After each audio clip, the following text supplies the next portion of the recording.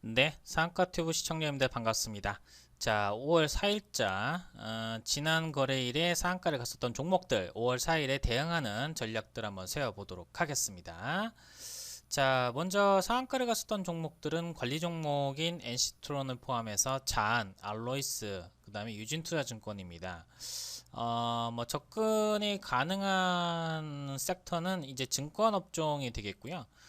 나머지 종목들은 개별적인 수급에 따라서 올라갔다라는 점, 이 점 체크하고 가시면 좋을 것 같습니다.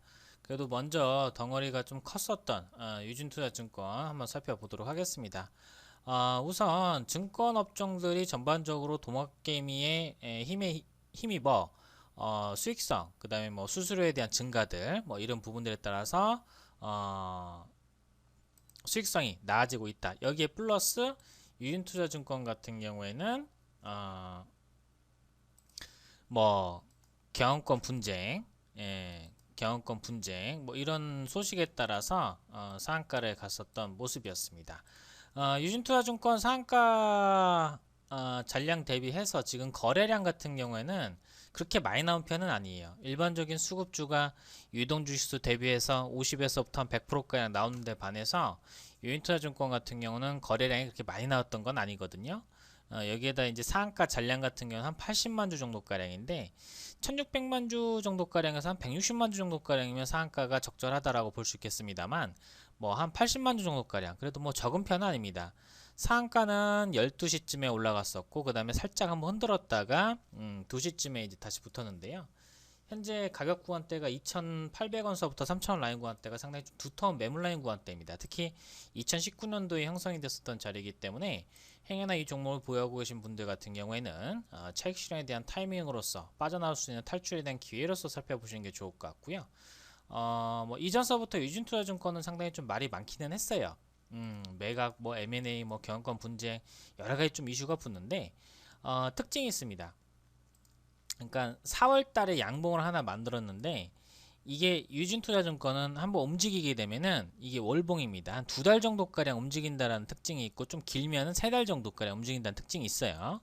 그래서 다음 달에도 추가적인 상승이 나와줄 가능성이 높겠고 월봉에서는 아직까지는 정별 상태가 아니기 때문에 추가적인 상승이 좀 전개가 되려고 하게 되면 뭐 이런 자리들에서 추가적인 상승 전개되려고 하게 되면은 좀 시간은 좀 걸릴 수 있다. 그래도 조금 더 멀리 본다라고 하게 되면은 3,500원 선까지는 가능해 보입니다. 3,500원, 3,600원 선.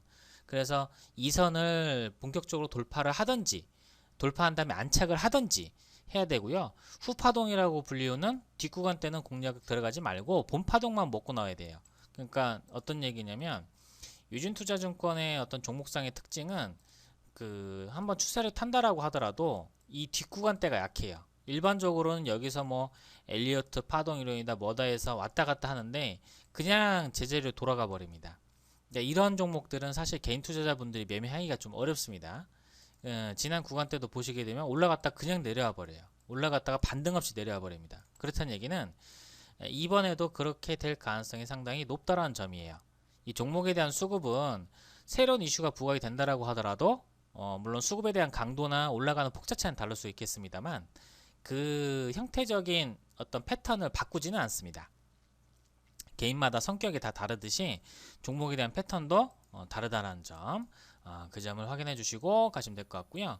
뭐 이런 부분들이 뭐 예를 들어서 다른 뭐 증권 업종들로서 좀 더 매기가 확산된다라고 하게 되면 긍정적일 수밖에 없겠죠.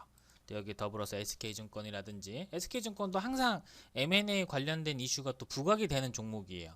그러니까 그룹 계열사들 중에서 뭐 삼성증권이라든지 그 다음에 뭐 현대증권 뭐 가치는 올라갈 수는 있겠죠.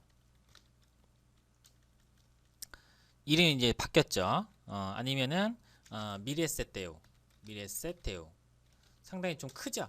이런 증권사들 상당히 규모가 있다라고 하더라도 같이 동반 상승해 준다라고 하게 되면 최근에 개인 투자자들의 관심 증가에 따라서 거래 수수료 많이 이득 취한다라고 하게 되면 그만큼 또 좋은 건 없겠죠. 근데 대신에 유진이가 따라가게 되면 SK증권도 같이 한번 더 움직여줄 가능성이 좀 있습니다.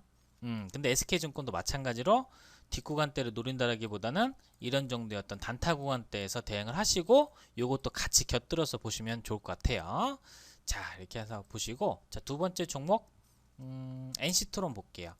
자, NC트론 뭐 NC트론은 이전서부터도 뭐 워낙에 좀 몸집이 좀 가벼웠던 종목이에요. 예, 몸집이 좀 가벼웠던 종목이고, 그 뭐 종목에 대한 상승 이유를 좀 찾기보다는 지금 관리 종목인 상태는 일단 체크를 하시고요. 그 다음 두 번째로 수급적으로 지금 상한가가 안착을 했을 때가 장 막판에 상한가 붙었는데 4,500만 주 중에서 260만 주 정도가량이면은 뭐 이렇게 나쁘진 않은 상장량이에요. 근데 이제 유통주 수가 1억 1000만 주인 것을 감안했을 때 거래가 많이 났다라고 보기는 어려워요. 대신에 현재 캔들로서 장기평선 120선은 돌파한 상태이기 때문에 이런 캔들이 만들어질 가능성이 높겠고요. 장기평선에 한번 안착한다든지 단기평선 따라오는 단기평선에서 지지받고 한 번 더 반등 자리는 가능합니다.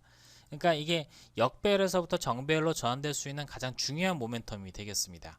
역배열에서부터 정배열로 돌아설 수 있는 가장 중요한 모멘텀. 그러니까 이러한 추세 자체가 탄력을 받고 힘이 있게 이슈를 머금고 올라간다라고 하게 되면 어쩔 때는 10% 20%지만은 어쩔 때는 50%짜리 이상까지도 파동이 나올 가능성도 있어요. 다만 이평선들 간의 간격과 역배열 상태가 상당히 심하게 된 상태이기 때문에 이런 자리를 좀 정리를 해주려고 하게 되면 갈 땐 가더라도 올라갔다가 쉬어주고 나서 한 번 더 보여줄 수 있는 N자형 파동을 좀 기대를 하시고 가시면 좋을 것 같고요. 앞쪽과 차별화된 점이 있다고 하게 되면 거래량이 있습니다. 거래량이 양봉으로서 많이 나왔었죠. 앞쪽과는 비교가 안 될 정도로 양봉 거래량이 많이 나왔습니다. 이거는 신호탄을 쐈을 가능성이 상당히 높습니다. 그래서 비록 관리 종목이긴 하고 동전주이긴 하지만 행여나 이 종목을 보유하고 계신 분이라고 하게 되면은 현재 있는 주가에서부터 600원대까지는 볼 수가 있기 때문에 무리한 투자하지 마시고요. 부담 없는 수준으로서만 대응하신다라고 하게 되면 이런 그 수급주, 흔히 얘기하는 뭐 재료가 아주 특별하지 않은 이런 수급주들에 대해서도 충분히 수익을 좀 거둘 수 있다라는 거 체크해 주시고 가시면 좋을 것 같습니다. 자, 그 다음에 자안 되겠습니다. 자안 같은 경우는 거래가 정지가 됐다가 다시금 풀렸는데요. 거래가 정지됐던 이유 자체는 여기도 보시게 되면은 뭐 누적 매출액 뭐 이렇게 나와 있고 주식 분할에 따른 변경 성장으로 다시금 거래가 재개됐다 이런 소식이 좀 들려왔어요. 때마침 뭐 매출과 실적과 관련되는 이슈가 좀 부각이 됐었는데 자안 같은 경우에는 뭐 지난 동안에 매출액 좀 기복이 좀 심했었습니다. 작년도에도 마찬가지고 매출액 좀 기복이 좀 심한 편이에요. 영업이익에서라든지 이런 부분에서. 그러니까 이거는 정작 본 사업보다는 뭐 그 사업 예외, 사업 영역 이외에서 손실을 좀 많이 봤던 것은 아닌가 하는 생각이 좀 들고 감가까지 다 반영을 시켜서 4분기 때에 손실 볼 수 있는 폭들은 다 손실을 봐놨다. 이건 뭐냐면 그러니까 그 적정할 수 있는 뭐 규모라든지 뭐 손해를 보는 부분이라든지 감가상각이라든지 이런 것들 다 반영을 시켜버려서 안 좋은 것들이 2019년도에 털어버리는 거예요. 그래서 영업이익을 딱 흑자로 맞춰놓고 2020년도에는 실적과 매출액이 턴어라운드 할 수 있는 배경을 만들어 두고 수급적인 측면에서 좀 더 조명을 받을 수 있는 그런 환경을 만들었다라고 보시면 될 것 같습니다. 그에 따라서 언택트 소비에 따라서 3월까지 누적 매출 400억 돌파 소식 뭐 이렇게 나오고 있죠. 그래서 이런 점들이 호재로서 작용을 했는데 월봉에서 보신다라고 하게 되면은 뭐 일봉에서는 높게 보이니까 목표가 설정하기 어려울 수 있겠습니다만 월봉에서 보시면은 1000원대 초반까지는 갈 수 있는 자리예요. 지금 월봉선상에서는 한 1100원대에서부터 1000원대 요 사이 구간대가 맥시멈이 될 가능성이 높겠고 요 종목에 대한 특징은 뭐냐면 한번 장대 항범을 뿜어주고 난 다음에 그 다음 달은 별볼이 없다는 얘기예요.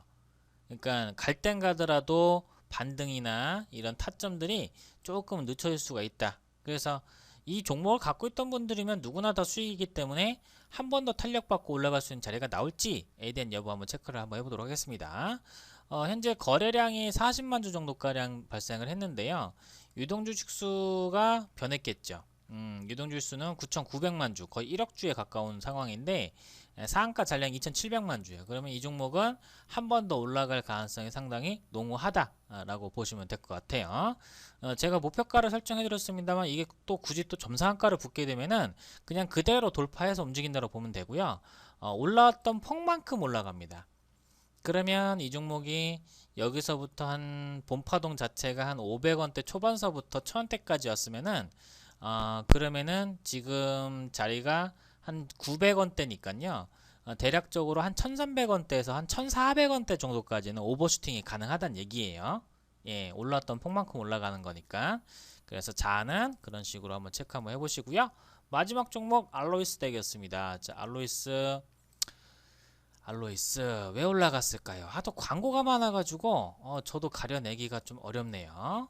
뭐 알로이스가 뭐 내용이 있다라고 하게 되면 그냥 뭐 개인 매수세 뭐 이렇게 나와 있는데 한번 보겠습니다. 뭐 종목의 어떤 수급에 대한 해석은 올라가야지 좋은 뉴스가 되는 거고요. 아무리 좋은 뉴스가 나왔다라고 하더라도 주가가 떨어지면 그건 좋은 뉴스가 안 되는 거예요. 그렇다는 얘기는 뉴스 자체는 후행성이란 얘기입니다. 그래서 뉴스를 보고 매매하는 전략은 그다지 좋은 전략은 아니고요. 제가 항상 이 유동주식수로 대비해서 수급에 대한 강도를 측정하는 게 더 올라갈지 말지에 대한 부분은 시장이 결정을 하는 거기 때문에 굳이 우리가 여기서 어디까지 간다라고 하는 것 자체도 그렇게 큰 의미는 없을 수는 있어요. 다만 시장에서 이 정도까지는 최소한 가지 않겠냐라고 하는 점들이고요.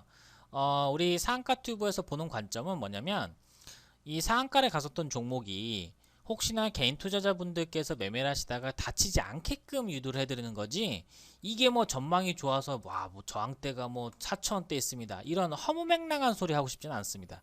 솔직한 얘기로 이제 다음 주나 5월달서부터는 약세장이 전개가 되면서 상가 종목들이 많이는 안 나올 것 같아요. 그러다 보면은 제가 20%, 25% 이상짜리 종목들도 리뷰를 해드릴 수도 있어요. 그럴 때 어떻게 대응을 할 수 있는지, 그리고 보유하고 계신 분이라고 하게 되면은 또 이런 자리에 대해서 손실을 보시는 계신 분도 계실 거 아니에요. 그런 분들께서 어떻게 대응할 수 있는지에 대한 여부를 저는 중점적으로 보기 때문에 허무맹랑한 소리 하지 않고, 또 그 다음에 너무 희망 고문 해드릴 수도 없다라는 점, 현실적으로 우리 초보 개인 투자자분들이 할 수 있는 것도 역량이 한계가 좀 있습니다. 그 점 감안해서 보시면 좋을 것 같고요. 마지막 좀 알로이스 보겠습니다. 추세에 대한 저항 라인 때 딱 그어놨기 때문에 현재는 매물대 자리가 바로 있어요. 2,500원대. 그래서 이런 자리에서 지금 상한가는 장 초반에 일찍 가긴 했습니다만 상장량이 많은 편은 아니에요. 유동주식 수가 1,100만 주인 것을 감안했을 때 370만 주면 그렇게 많이 나온 편은 아니네요. 추가적인 상승 여력 보여줄 가능성이 높겠고요. 이게 호가창이 좀 비리비리한 종목이라서 원하는 매도 목표가를 본인의 매수가 대비해서 약간 수익 구간대나 뭐 수익 구간대에다 미리 주문을 넣고 매매를 하셔야 돼요. 왜 그러냐면 윗꼬리가 이렇게 많은 종목들 특징이 뭐냐면 순간 올라가는데, 올라가는 거를 보고 나서 내가 매도 주문 넣고 뭐 버튼 키고 어플 키고 하려고 하게 되면은 시간이 걸려서 매도를 못 해요.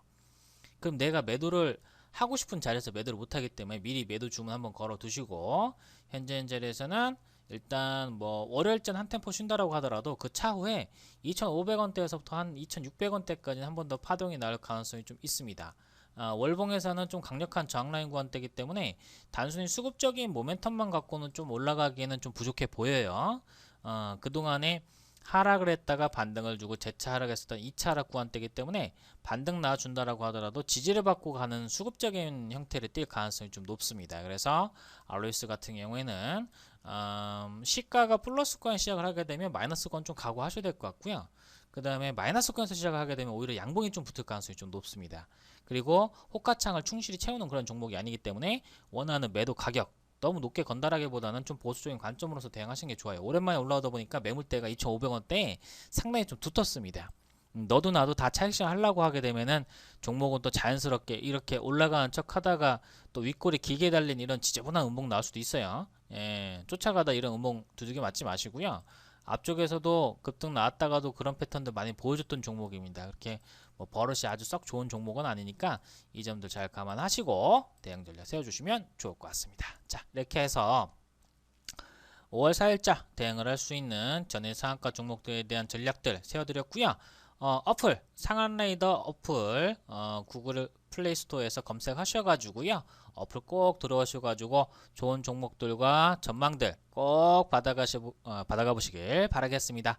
이 네 가지 종목들 대응 잘 하시고요. 좋은 수익들 거둬 보시길 바라겠습니다. 감사합니다.